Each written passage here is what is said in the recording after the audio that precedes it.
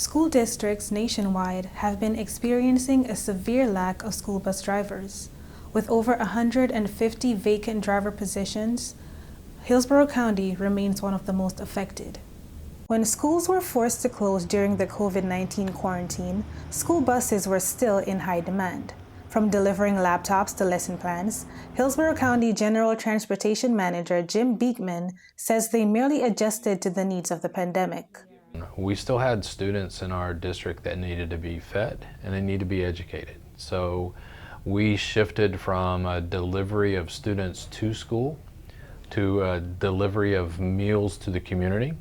We had about 330 bus stops throughout Hillsborough County taking food to students and their families.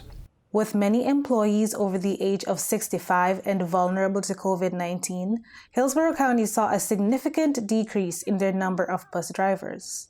They sort of waited it out to see what was going to happen, but the reality of it was they just said, you know, I've got all my years in, my family's told me to retire, I'm going to retire. So we had a significant amount of people who just retired. In addition to health concerns, Beekman says salary has always been an issue for employees. If you want a job that does pay an income, you're not going to get rich. This is not Wall Street, okay? We're in competition too. And so when you look at other companies, and you can't drive Hillsborough County without seeing at least one or two warehouses of Amazon on your path, you know, they're competing for the same driver pool.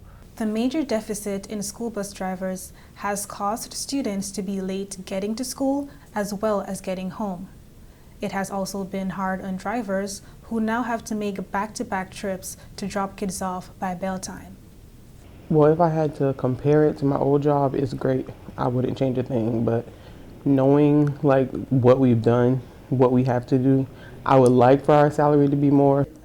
For me, it's just tiring. Like, it's just, you just have so many kids that you don't know, because we had to keep the same routes, obviously, but with the shortage of drivers, it's just so many kids we don't know, so many kids that don't listen, because kids are going to be kids. But then I go home to my own child, too tired to do anything with my own baby. That sounds bad, but I'm too tired to do anything with my own baby.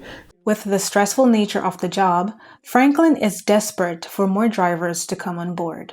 I'd be like, look, we need a driver. Even if you don't have no patience, you'll get some, because I didn't have any when I first started, and I'm a little more patient now.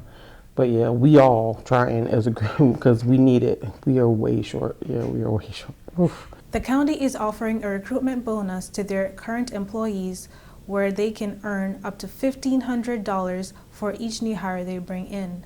Additionally, new drivers are not required to pay for the testing and training to receive their commercial driver's license. Previously, the driver would have to pay for their physical.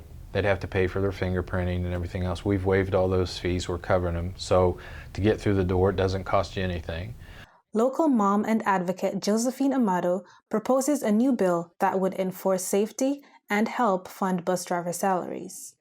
We do not have an official crossing guard law in the state of Florida. So safe routes would encompass a crossing guard law, really have that verified, having cameras on the sides of school buses to give fines for anyone who passes a stopped school bus. We know that when students have delayed buses or unequal access to buses, it impacts their educational outcome.